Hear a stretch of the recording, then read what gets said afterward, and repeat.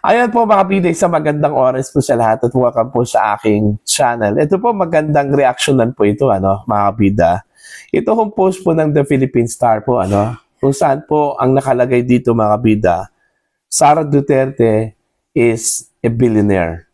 Alright? Si Sara Duterte daw mga kabida isang bilyonaryo po, Yung kanilang pinagbasihan po dito mga kabida ay ito kong sinabi po ni Congressman Joel Chua po. Alam naman po natin kung ano po yung leaning po ni Chua po mga kabida po. Na ang pinagbabatayan din niya ito kong records daw ng AMLAC. Alright? Based doon ho sa inalabas po na testimonya ng kanila pong head na si Attorney Buenaventura po makabida sa pagdinig po ng House Committee on Justice doon ho sa impeachment complaints na isinampa po makabila laban ho kay Vice President Sara Duterte. Okay? At based doon ho sa analysis po makabida sa presentation po ng AMLAC, malinaw po na sinam up lang po nila makabida yung lahat ng mga transactions po doon ho sa bank accounts ni Vice President Sara Duterte at saka ni Attorney Manscarpio. Okay? Wala hong nakalagay talaga doon na billions. Actual na amount na billions po, mga kabida. Okay? Na paano ho naging bilyonaryo po, ang Vice Presidente po, mga kabida po. Pag sinabi mong bilyonaryo, yung meron kang actual na amount na billion, mga kabida, o billions, doon ho sa inyong bank account. Okay? Yun yung actual na amount. At dyan po matatawag po ang isang tao po makabida na siya po ay isang bilyonaryo po. Okay? Eto, pag-usapan po natin ito mga kabida. Okay? Himay-himayin po natin ito. Okay? Magre-react tayo. At bago yan, babasahin ko muna po mga kabida ito kong article ng The Philippine Star. Ang titulo po dito, AMLAC records reveal Duterte is billionaire. Yan. Matindi po yung kanila kong headline. Okay, ito po ay sulat po makabida ni Jose Rodel Calpano. Official records from the Anti-Money Laundering Council o AMLAC raise serious and unavoidable questions about the true financial standing of Vice President Sara Duterte. Manila 3rd District Representative Joel Chua said yesterday. So, ang reference nila po dito makabida ito kung si Congressman Joel Chua po ng House of Representatives mga kabida. Okay? At miyembro nitong House Committee on Justice po The truth has been revealed. Our Vice President is a billionaire. Ayun. Ang katotohanan daw ay lumabas na mga kabida na si Vice President Sara Duterte ay isang bilyonaryo po It is an undisputed fact. Okay? Wala daw pagtatalunan tayo dito, mga kabida. Okay? Ito daw ang katotohanan po. Okay? That the Vice President is a billionaire. Not based on mere testimony. Hindi lang daw base doon ho sa testimonya. Okay? But on official documents and government records that until now have remained beyond public scrutiny, mga kabida. Okay, so naniniwala ho si Chua dun ho sa record po ng AMLAC. Alright? Ito po. The lawyer stressed that the magnitude and frequency of transactions reflected in the AMLAC documents cannot be brushed aside or trivialized, mga kabida. The only question that must be answered is simple but fundamental. Who gave her money of this magnitude and why was she receiving such amount regularly? Okay, he said. Chua also raised the issue of non-disclosure, pointing to what he described as inconsistencies between AMLAC findings and Duterte's statements of assets, liabilities, and net worth, or SALN. Another question that lingers in the mind of the public, sigurado siya na ito po yung tanong po ng publiko, mga kabida. Why were these billions hidden? Bakit daw itinago po itong mga billions? Hindi naman po itinago yan Okay? Transactions yan Total amount doon sa mga transactions na tinotal po. Hindi ho actual, mga kabida, na billions. Alright?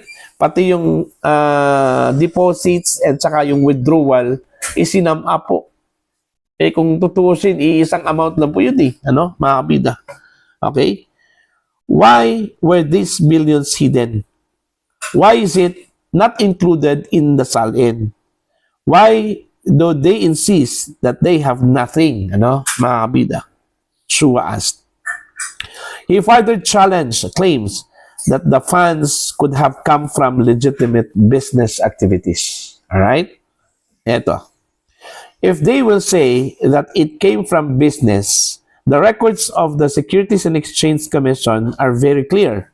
How many companies are tied to them that are bankrupt or not earning at the level that can explain the billions of pesos of money flow, Chua said. He added that the next layer of verification could involve tax records from the Bureau of Internal Revenue.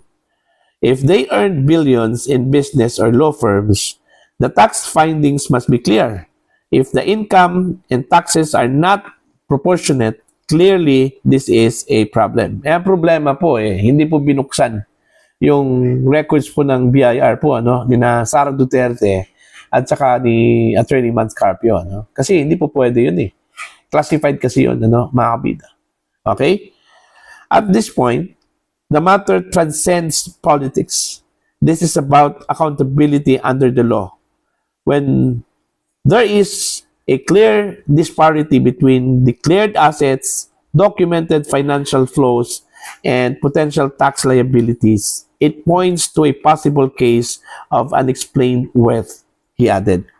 Not part of impeachment, amid these allegations, a counsel for Duterte said that the AMLAC report and other documents cited in the hearing or House hearing are not part of the two impeachment complaints filed against the Vice President. Ito yung problema. Okay?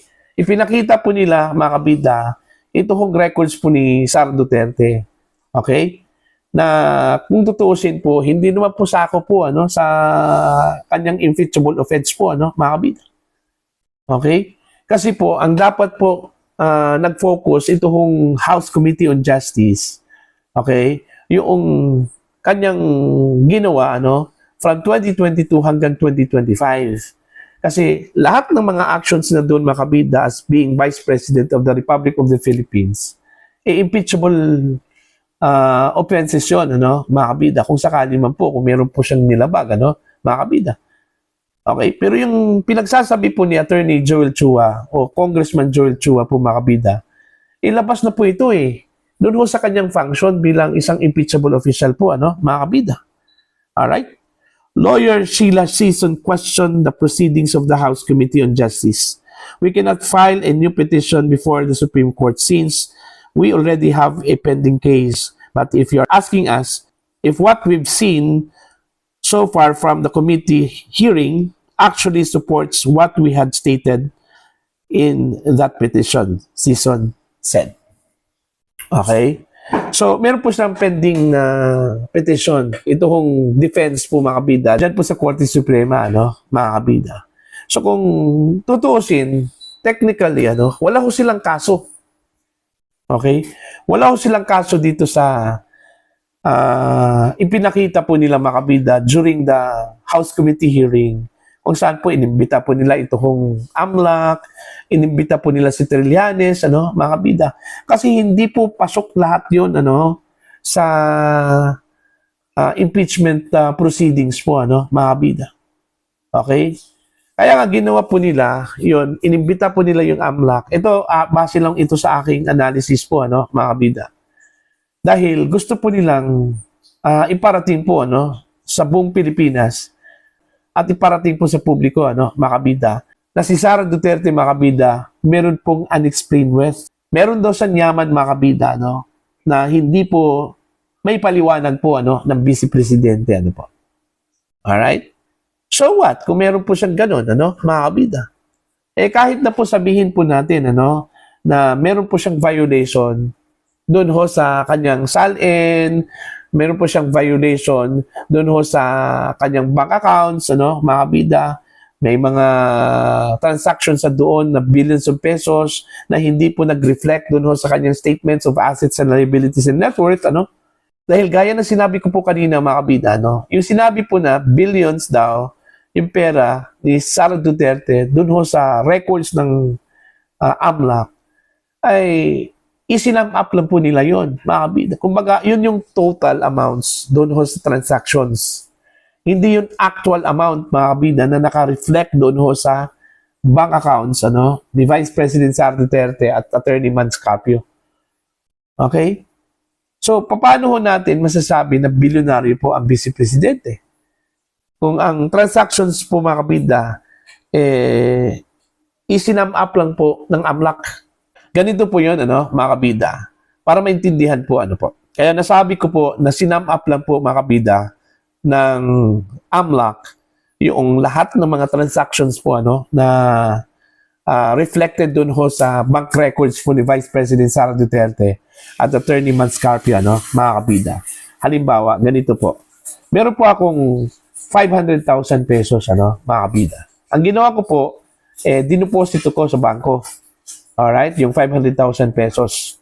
Tapos, kinabukasan po, naisipan ko po na i-withdraw ko na lang yun. Alright? So, dalawang transactions po yun, ano, mga kabida. Una, yung pag-deposit ko po at yung pag-withdraw. Alright?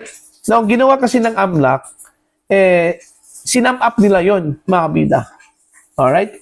Kasi ang total, kung isasum up mo yun, is 1 million pesos. Pero same amount lang, ha? 500,000 pesos lang po yun, ano, mga kabida. Okay? Diniposito ko, tapos withdraw ko kinabukasan. Okay? Same amount lang po. 500,000 pesos. Naging 1 million pesos lang po yun, mga kabida, because of the transactions. Alright? Sinam up po yung transaction po, ano, mga kabida. So, ganun din yun ang records ng AMLAC. Kaya umabot daw ng billions, I think 3.92 billion ata yun, ano, mga kabida. Diba? Because they summed them up, ano, mga kabida. Sinam up nila yun. Pero wala hong actual na billions doon sa records, mga kabida, ng bangko. Intindihan niyo yun, ano, mga kabida? Ganun po. Okay? Ngayon, ang tanong, paano ho ninyo sabihin, o paano ho sabihin po ng AMLAC na si Vice President Sara Duterte ay isang bilyonaryo, ano, mga kabida? Na wala naman pong actual na billions of pesos doon ho sa kanyang account. Okay? Di ba? Kaya nga, very deceiving po masyado, ano? Kaya po ang komento po ng ilang mga kritiko po, mga kabida, na very deceiving masyado yung records na iprenesenta po, mga kabida, ng AMLAC sa House Committee on Justice. Okay? At saka pangalawa po, ano, mga kabida, yung records po ng AMLAC ay hindi po conclusive yun, mga kabida, no? Hindi siya conclusive. Unless, kung ang gagawin po ng Committee on Justice, mga kabida, isa-isahin po yung mga accounts ni Sara Duterte. Alright? At titingnan doon kung meron bang naka-reflect na amount talaga na billions of pesos. Kaya, masasabi po natin na bilyonaryo po si Vice Presidente Sara Duterte, ano, mga kabida. Diba? So, sabi po ng mga abogado po ni VP Sara, actually, lahat ng mga ebidensang ibinato po, ano, ipinakita po, mga kabida, laban ho sa Vice Presidente. Kaya po nila yon na patunayan, mga kabida, at kaya po nilang ibasura yung mga ebidensya na yon. Okay? Pagdating ho ng trial, dyan po sa Senado, mga kabida. So kayo, naniniwala ba kayo, mga kabida, na totoong bilyonaryo po, ano, itong si Vice President Sara Duterte, ano? Please comment down. Sa mga hindi pa po subscriber po sa akin channel, please subscribe. Just click the subscribe button, click the notification bell, click all para updated po kayo, mga kabida, sa aking mga uploads. Maraming salamat po sa inyo lahat.